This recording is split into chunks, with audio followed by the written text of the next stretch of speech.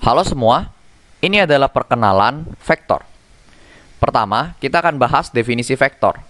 Apa sih vektor itu? Vektor adalah suatu besaran yang memiliki nilai dan arah, dan dilambangkan oleh tanda panah. Contoh besaran vektor di fisika adalah perpindahan, yang dilambangkan dengan huruf D kecil, dan tanda panah kecil di atas yang menunjukkan bahwa perpindahan adalah vektor. Di sini, aku sudah gambar suatu diagram sederhana dari rumah seorang anak bernama Andi dan sekolahnya. Di sini, kita bisa lihat bahwa untuk mencapai sekolah, Andi harus berjalan 7 kotak ke kanan. 1, 2, 3, 4, 5, 6, 7.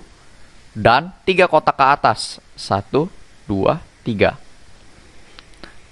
Maka, aku bisa menggambar tanda panah dari rumah Andi menuju sekolah, dan aku lambangkan sebagai D dengan tanda panah kecil di atasnya. Maka ini adalah vektor perpindahan dari rumah Andi menuju sekolah, yaitu tanda panah ini. Nah, sekarang kita akan membahas mengapa kita butuh besaran vektor. Misalnya, segaris dengan rumah Andi dan sekolah ada suatu mall.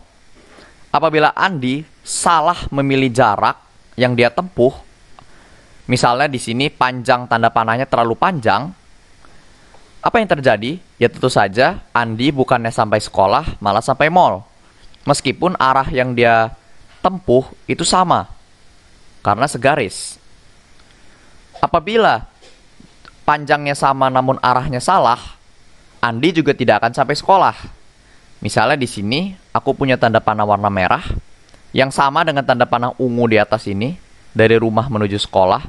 Panjangnya sama, 7 kotak ke kanan dan 3 kotak ke atas. Namun di sini aku putar. Nah, seperti ini. Sekarang kira-kira, apakah Andi sampai sekolah? Tidak ya. Meskipun panjangnya sama, kalau arahnya salah, Andi juga tidak sampai sekolah. Jadi, untuk Andi mencapai sekolah, panjang tanda panahnya harus betul, dan arahnya juga harus betul, yaitu menuju sekolah. Di sini aku putar balik lagi. Dan, ya, sedikit lagi. Sedikit lagi. Oke, sekarang Andi berhasil sampai sekolah. Panjangnya sesuai dan arahnya sesuai. Apalagi contoh vektor di fisika, ada banyak sebenarnya. Namun yang saya tulis di sini hanya contoh-contoh yang umum, yaitu gaya, F, momentum, yang biasa kita lambangkan dengan huruf P, dan torsi, yang kita lambangkan dengan huruf tau. Semuanya memiliki tanda panah kecil di atasnya untuk menunjukkan bahwa mereka adalah vektor. Oke, sekarang kita akan bahas matematisnya. Di sini, aku sudah gambar diagram kartesian sumbu XY, seperti yang mungkin kalian sudah sering gunakan untuk menggambar grafik. Lalu, aku gambar tanda panah berwarna hijau dari titik pusat koordinat menuju suatu titik. Tanda panah ini memiliki sudut theta terhadap sumbu X dan memiliki panjang tertentu tentu saja. Di sini, aku bisa menuliskan bahwa vektor V, yaitu vektor warna hijau ini, sama dengan 3i. Aku akan kasih lingkaran. Nah, itu. Vektor V adalah 3i ditambah 3j. Apa itu i dan j? Ternyata, untuk menuliskan besar dan arah dari suatu vektor, salah satu caranya adalah memecah vektor tersebut menjadi 2 atau lebih vektor lainnya. Jadi, seperti yang kita lakukan di contoh yang awal, ketika Andi berjalan menuju sekolah, dia berjalan 7 kotak ke kanan dan 3 kotak ke atas. Lalu, penjumlahan antara 7 kotak ke kanan dan 3 kotak ke atas ini menghasilkan vektor D. Hal yang demikian juga berlaku di sini. Vektor V adalah vektor yang mendeskripsikan 3 kotak ke kanan dan 3 kotak ke atas yang kalian bisa hitung. Di sini ada 1, 2, 3. Di sini juga ada 1, 2, 3. Namun karena kita bermain dengan sistem koordinat, kita harus menuliskan kanan dan atas menjadi X dan Y. Namun, sayangnya, notasi yang ada di bawah ini, yaitu 3X dengan tanda panah kecil di atas, ditambah 3 dengan Y tanda panah kecil di atas, ternyata tidak digunakan oleh semua jenis buku. Beberapa buku menuliskan arah X sebagai huruf I dengan topi kecil di atasnya atau I topi, dan arah Y dituliskan dengan huruf J dengan tanda panah kecil di atasnya atau suatu topi kecil di atasnya. Jadi, ada 2 cara untuk menulis suatu vektor, yaitu 3X topi ditambah 3Y topi, atau 3I topi ditambah 3J topi. Dua-duanya valid, tergantung sumber mana yang kamu pakai. Intinya sama saja, yaitu 3 langkah ke kanan, yang kita lambangkan dengan huruf I ataupun X, dan 3 langkah ke atas, yaitu huruf J atau huruf Y. Sekarang, kalau kita mau mengukur panjang dari vektor ini, kita bisa menggunakan teorema Pythagoras. Ternyata, karena sumbu X dan sumbu Y membentuk sudut siku-siku, ketika kita menggambar segitiga, kita bisa menggunakan teorema Pythagoras karena segitiganya siku-siku. 3 ke kanan, 3 kotak ke atas, dan panjang diagonalnya, yaitu panjang vektor ini, adalah akar 3 kuadrat ditambah 3 kuadrat. Maka, aku bisa menuliskan besar V. Nah, di sini, kalau kita mau menuliskan panjang dari suatu vektor tanpa memedulikan arahnya, kita tambahkan 2 garis vertikal di kiri dan kanannya.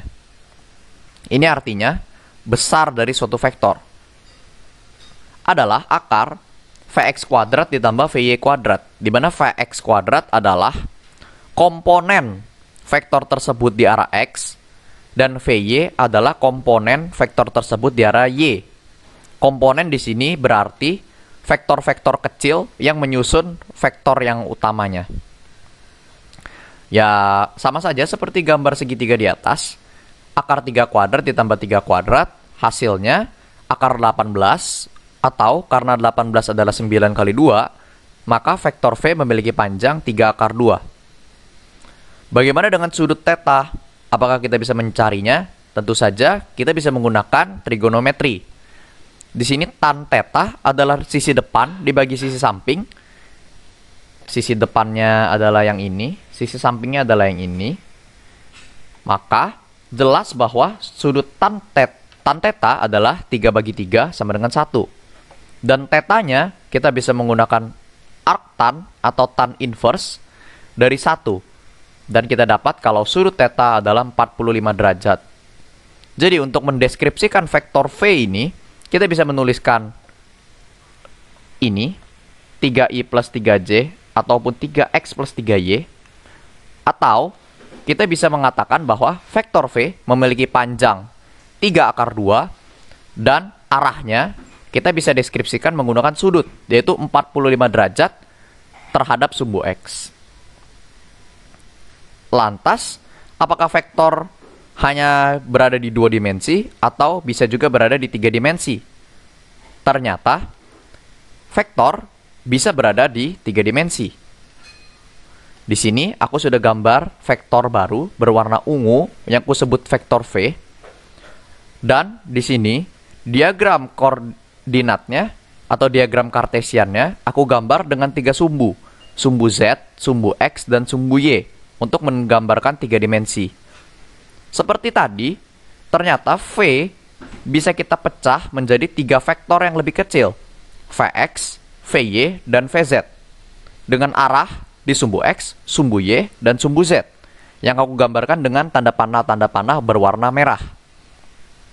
Misalnya, aku sudah mengetahui bahwa vektor V adalah 5i topi plus 4j topi ditambah 2k topi. Artinya, vektor V mendeskripsikan 5 gerakan ke kanan atau 5 kotak ke kanan, 4 kotak ke arah sumbu Y, atau mungkin di sini keluar bidang, dan 2 kotak ke atas. Lantas, kalau kita sudah diberikan vektor V dalam bentuk ini, bagaimana cara mencari panjangnya? Ternyata simple. Kita hanya perlu melakukan hal yang sama seperti vektor 2 dimensi tadi. Namun, sekarang kita tambahkan Vz kuadrat, yaitu besar vektor V di arah Z, atau besar komponen V di arah Z. Setelah kita hitung, kita dapatkan bahwa panjang vektor V adalah 3 akar 5. Mungkin kalian akan bertanya-tanya, mengapa ada huruf K di sini? Ternyata, seperti tadi, di mana X dan Y kita rubah menjadi I dan J, di sini Z kita ubah menjadi K. Ini adalah notasi standar yang digunakan oleh banyak buku. Namun, juga valid untuk menuliskan ini. 5X topi ditambah 4Y topi ditambah 2Z topi.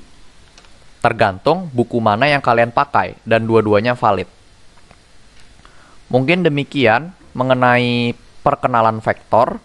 Selanjutnya, kita akan membahas lebih detail tentang bagaimana cara menambahkan 2 vektor. Terima kasih.